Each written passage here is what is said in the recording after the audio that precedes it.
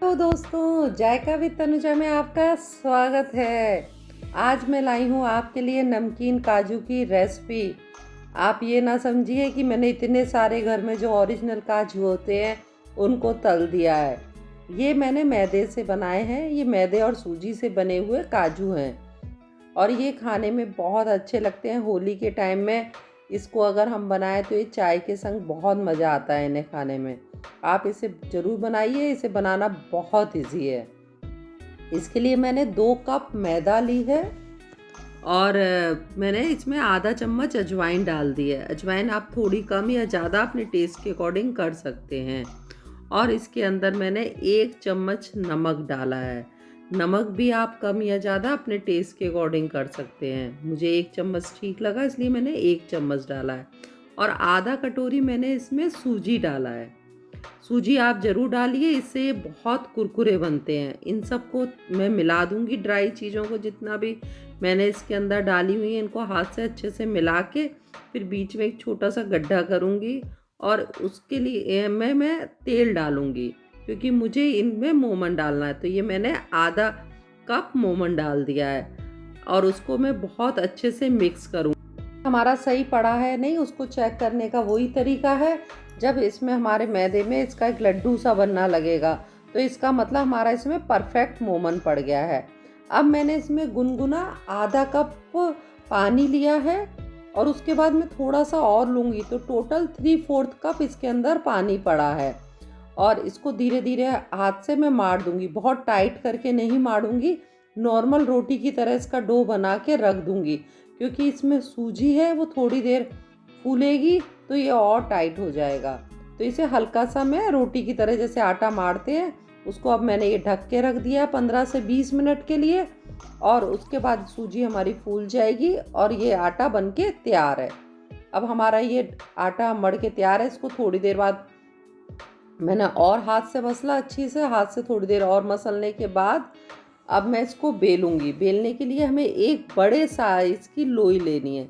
लोई आप कितनी भी बड़ी लीजिए, लेकिन जो 2 लोई लेनी होंगी हमें वो दोनों एक बराबर साइज़ की लेनी है।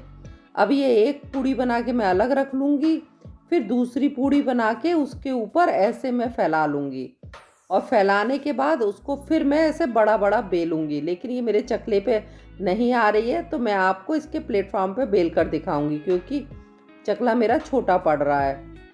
अब आप देखिए प्लेटफॉर्म पे मैं इसको पतला बेल लूँगी।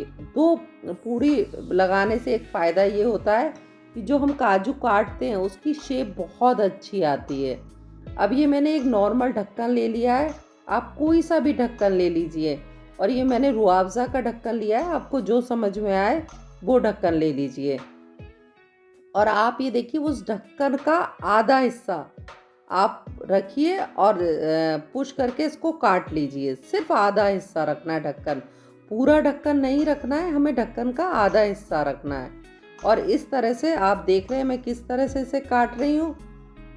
आप चाहे एक एक काटिए, चाहे एक साथ 2 निकाल लीजिए तो भी वो चिपकेंगे नहीं। इन सबको निकाल निकाल के आप एक प्लेट पर रखते जाइए और अगर एक आध चिपक भी जाता है तो तलते वक्त वो सब अलग हो जाते हैं। तो उस चीज़ की आप चिंता मत करिए। कुछ लोग एक ही पूड़ी को मोटा करके बनाते हैं, वो भी तरीका ठीक है, लेकिन इस तरह से ज़्यादा अच्छा काजू की शेप आती है। जो हमारे काजू के बीच में एक लाइन सी दिखती है, जो ओरिजिनल काजू वो इसके अंदर दिखती है।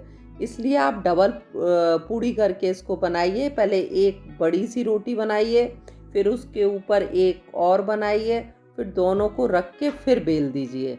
बस एक चीज़ का ध्यान रखना कि दोनों की जो लोई है वो एक बराबर होनी चाहिए। ऐसा ना हो एक लोई आपने छोटी ले ली और एक लोई मोटी ले ली। तो जब दोनों की एक बराबर होगी तो आपको कोई टेंशन नहीं होगी। तो आप जैसे कंफर्टेबल हो इसको काटने के लिए उस तरह से काटे। और जो ये एक्स्ट्रा बच जाता है फिर हम दोबारा जब बनाएंगे लोई तो उसके अंदर ये एक्स्ट्रा वाला हम ले लेंगे। मैं इसलिए आपको बहुत सारा काट के दिखा रही हूँ कि आपको बहुत अच्छे से समझ में आ जाए कि ये कैसे बन रहा है। इसका सिर्फ काटने की ही ट्रिक है। आटे में आपने देखा कि मैंने जो मोमन है वो 2 कटोरी में आधा कटोरी डाला है। हमेशा एक चीज़ याद रखना, 1 किलो सामान में 250 ग्राम मोमन पड़ता है। अगर हमारा 1 किलो मैदा है सूजी मिला के 1 किलो सामान है तो उसमें 250 ग्राम मोमन पड़ेगा। और अब ये मैंने एक कढ़ाई में तेल चढ़ा दिया है। तेल गैस मैंने मीडियम रख रखी है, मीडियम से लो रखी हुई है, मीडियम से हाई नहीं, मीडियम से लो रखी हुई है।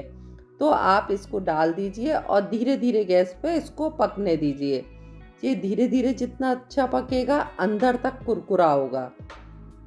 अगर हम इसको तेज पे तल देंगे तो ये अंदर से सॉफ्ट रहेगा और बाहर से करारा हो जाएगा। इसलिए हमें अंदर तक अगर इसको कुरकुरा करना है तो धीरे धीरे गैस पे इसको तलते रहना है। इसको मीडियम से लो की तरफ ही रखेंगे। बस कुछ चीज़ों का आप ध्यान रखिए तो ये बहुत अच्छे से बनते हैं। आप देखिए मैं कम गैस पे से बना रही हूँ तो इसमें जो अच्छा सा कलर आया है ये तभी आता है। अगर आप तेज़ गैस पे बना दोगे ये ऊपर से तो लाल रहेंगे लेकिन अंदर से कच्चे हो जाएंगे। अब इन सबको हम तल के रख लेंगे और मैं इसके लिए एक मसाला बनाऊंगी। उसके लिए मैंने सबसे पहले आधा चम्मच मैंने चाट मसाला, आधा चम्मच अमचूर पाउडर और आधा ही चम्मच मैंने भुना हुआ जीरा लिया है और आधा चम्मच काली मिर्च का पाउडर लिया है। ये सब जब हम उस मसाले डालते हैं उसका टेस्ट बहुत अच्छा आता है। और आधा चम्मच लाल मिर्च का पाउडर लिया है। मिर्च आप टेस्ट के अकॉर्डिंग डालिए, अगर आप तीखा नहीं खाते हैं तो मिर्च को और भी कम कर सकते हैं। और आधा चम्मच मैंने इसमें काला नमक लिया है। इन सबको हम बहुत अच्छे से मिक्स कर लेंगे। कुछ लोग इसे छोटी मिक्सी में भी चला लेते हैं, अगर आपको मिक्सी में चलाना है तो भी ठीक है, नहीं तो ऐसे ही मिक्स कर लीजिए। अब आप देखिए मैंने इतने काजू बना दिए थे और थोड़ी सी मैंने उसकी पापड़ी बना दी थी कि मेरी पापड़ी चाट काम आ जाएगी, इसलिए मैंने थोड़ी सी पापड़ी भी बना दी थी। अब इन सब मसाले को मैं इसके ऊपर डाल दूंगी और दोनों हाथों से अच्छे से मिक्स कर दूंगी। हमें मसाला हम अपने देख के डालें कि हमें जितना तीखा चटपटा चाहिए उतना ही डालें। आप देखिए ये नमकीन काजू बन के तैयार है। होली पे आप इसका आनंद उठाइए और होली की और अच्छी अच्छी रेसिपी के लिए मेरे चैनल को ज़रूर सब्सक्राइब करिए। और मिलती हूँ मैं आपको जल्दी ही नई रेसिपी के साथ। Okay, bye bye, thank you for watching.